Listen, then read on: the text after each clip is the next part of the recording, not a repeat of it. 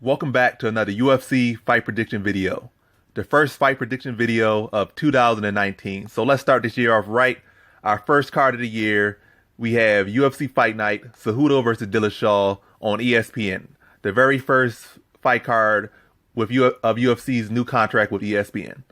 We have a 6-fight main card, and I'll just be predicting the main card for this video. And then I'll predict the prelims on a separate video. But let's just start this card off. So in our first fight, we have in the light heavyweight division, Glover Teixeira versus Ion Cutelaba. And look at this matchup. Ion Cutelaba, the significantly younger fighter, that's about his only advantage.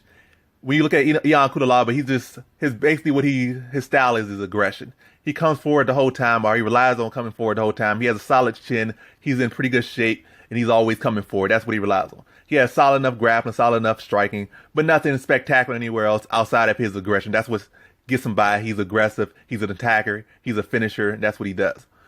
But Glover Teixeira, great fighter, has been at the top of the division for years now. But I think his decline is coming now.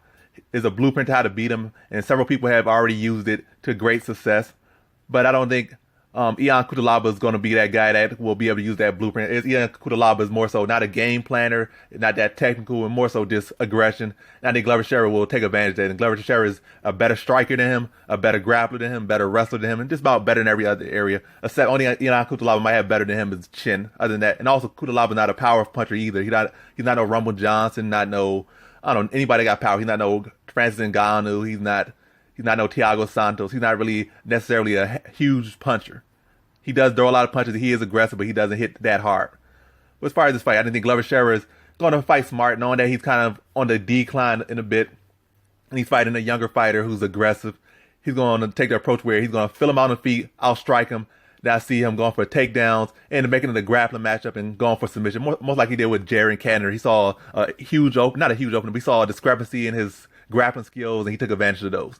He saw against James Tahuna a discrepancy in his grappling skills and took advantage of that. And I think he's going to see the same against Ion Cutelaba. Not the best striker, but he's not going to risk getting knocked out by somebody he shouldn't lose to.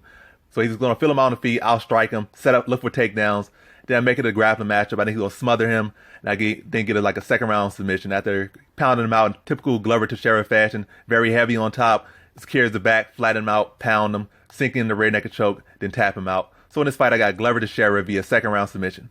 Now to our next fight, we have in the women's flyweight division, Paige VanZant versus Rachel Ostovich.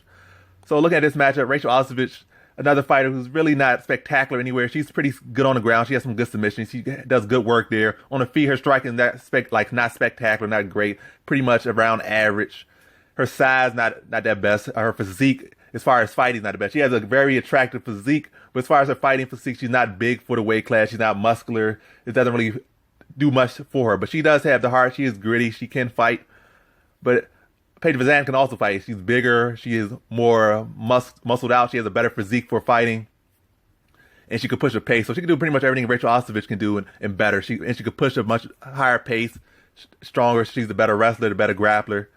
I say the better striker as well. I think Paige VanZant is better everywhere. Rachel Ostovich might have some extra motivation coming off that domestic violence issue with her husband or ex-husband. It might have that come into the fight, or it might weigh against her. But I think whatever version of Rachel Ostovich come inside the octagon, unless it's some new version of Rachel Ostovich we haven't seen, I think Paige VanZant just beats her everywhere and just, like, even look at history of Ostovich, like, opponents, a lot of them, like, when they're bigger, they just smother her and she just looks like out of water, basically, or out of her element. I think that'll be the same with Paige VanZant. She's going to be aggressive, going to go back to pushing that high pace, not worry too much about what Ostovich is drawing back at her. Smother her with pace and punches and get in on inside, secure takedowns, and just pound her out like she was doing when doing her earlier opponents when she first came in the UFC. And I see a kind of a throwback Paige VanZant performance with a second round TKO. So in this fight, Paige VanZant via second round TKO.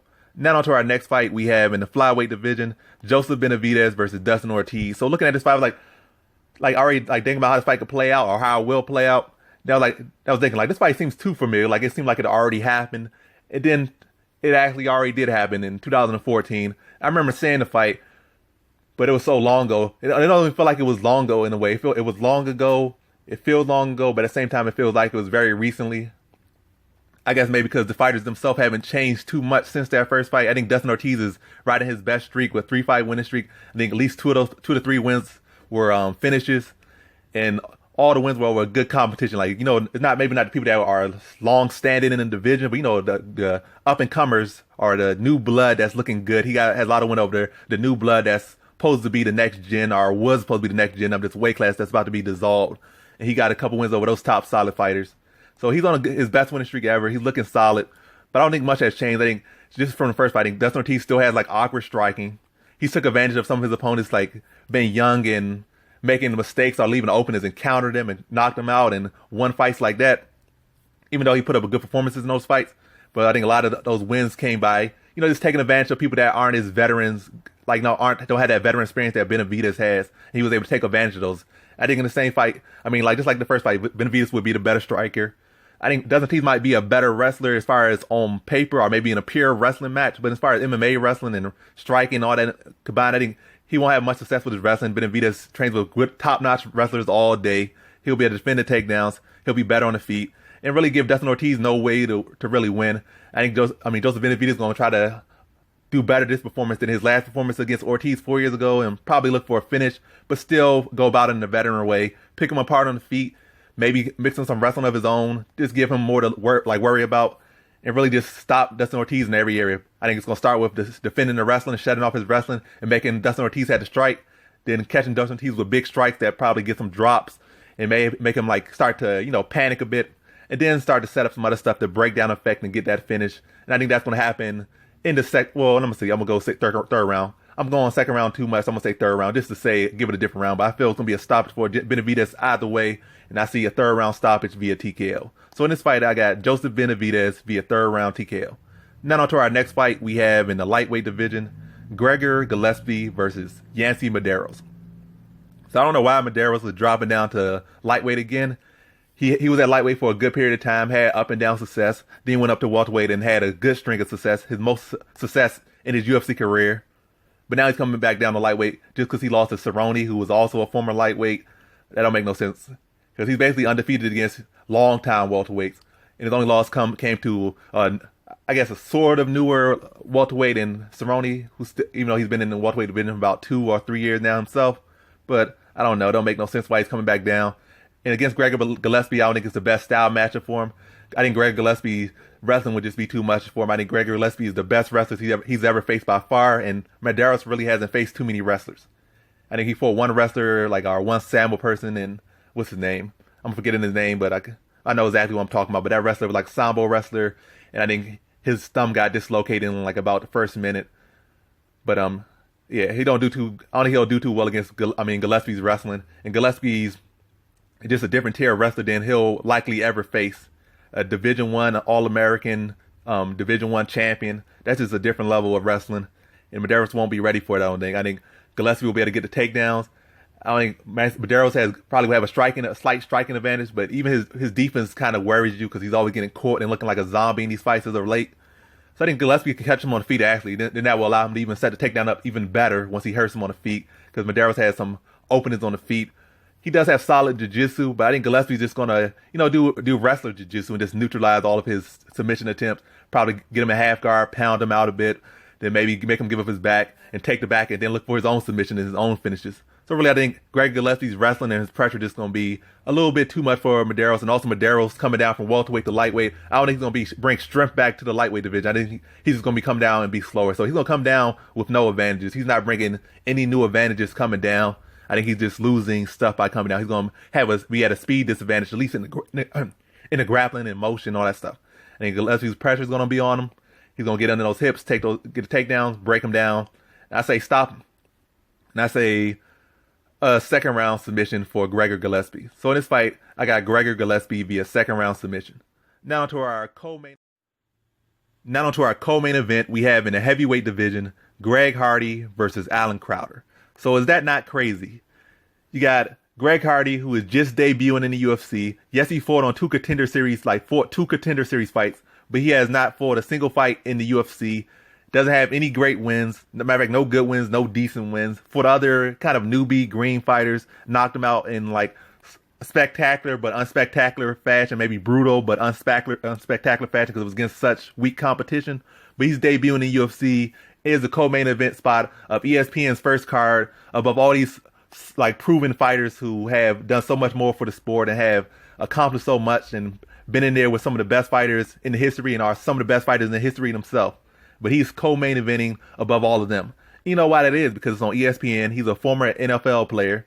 And you know, ESPN likes to suck off football, like to suck off basketball and all these other sports that they like to suck off. So they're going to use Greg Hardy's name to kind of get them that entry into the ESPN, get people eyes on the event so that it can get all the attention it can get. So they can promote this as a co-main event and keep pushing it all over ESPN and saying former NFL player and all that stuff.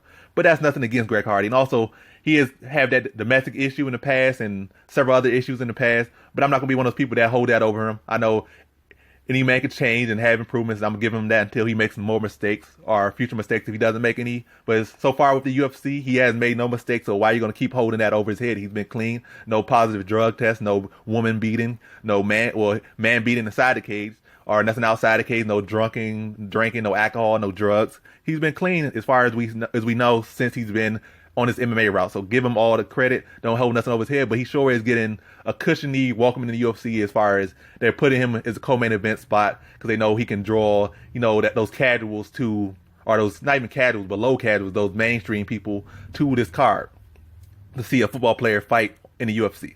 So that's what they're doing. Or in a controversial one at that. But looking at this fight, Greg Hardy versus Alan Crowder, I think Alan Crowder is the best opponent he's fought by far. He at least looks like he knows what he's doing. He's capable. He knows the way around the striking, knows the ways around the grappling. Not phenomenal, not great, not extraordinary, not really that passable, but he at least has the tools there. And that's about it. He's a pretty good size, and at least Greg won't be just a punching bag for Greg Hardy like his other opponents.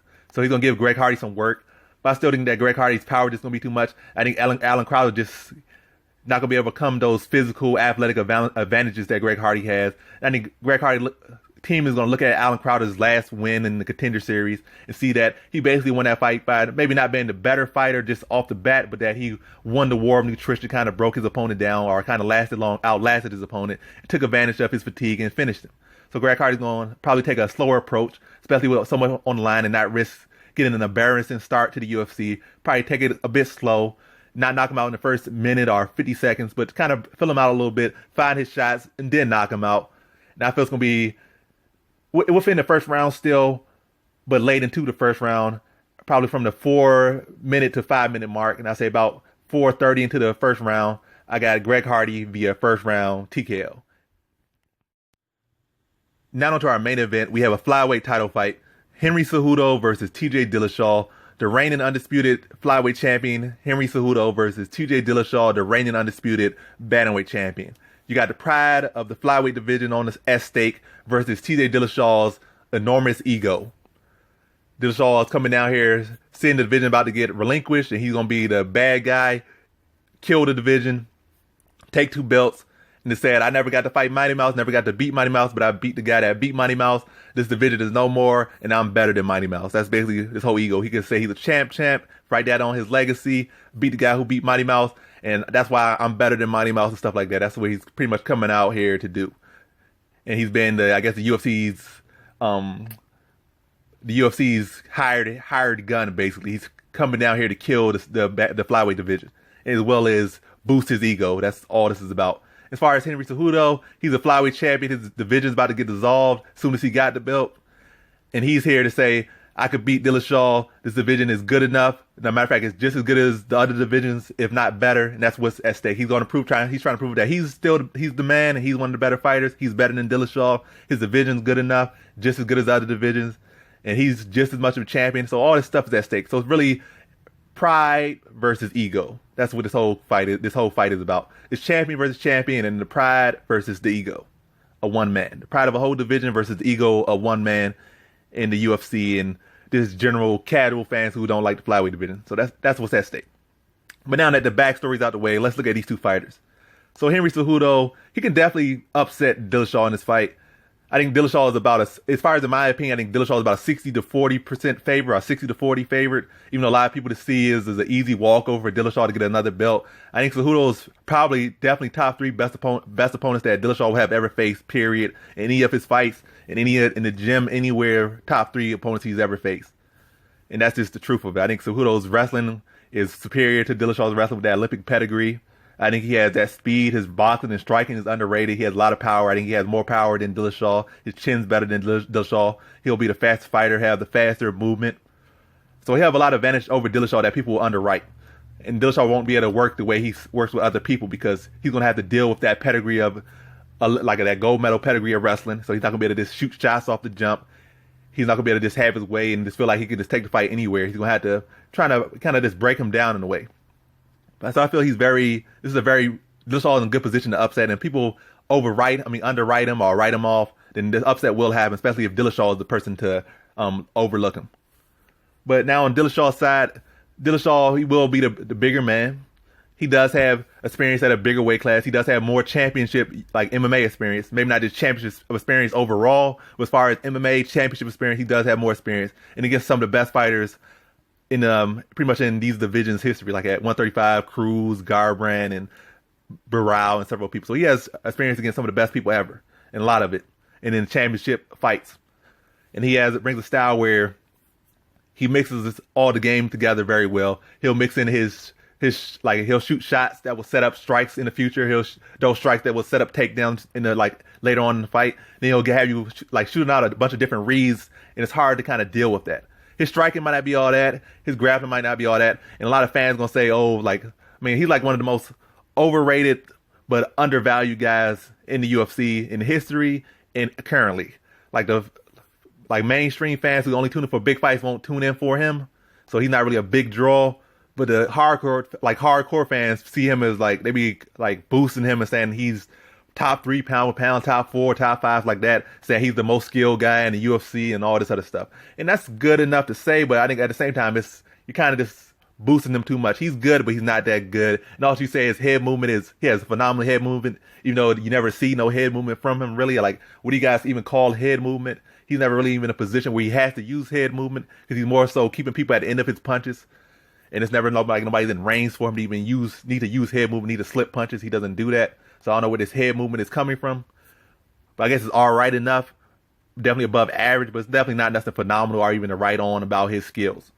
But again, enough about Dillashaw, but I think he's a very good fighter. He can mix things in well. I think Cejudo is game enough to upset him, and he has all the skills to do so. But in this fight, I'm going to lean to the favorite, lean to the smart money. And I feel like TJ Dillashaw, like I said, he can mix in he knows how to mix the full MMA game and will give Cejudo a lot to deal with. He might not be able to take this run through Cejudo, but I feel like he's going to have to break Cejudo down, give Cejudo a lot of different looks that will eventually set up for Dillashaw to dominate or at least get the finish or, begin the breakdown. Because it's not going to be just like he's going to run out there and just throw a head kick or just slam a body kick or just put him in the clinch and just knee him to the body and destroy him. It's going to be he had to fight on the outside, use his range, throw kicks, throw setups, and basically get Cejudo worrying about a lot of stuff, kind of mentally fatigue him and physically fatigue him, use his size.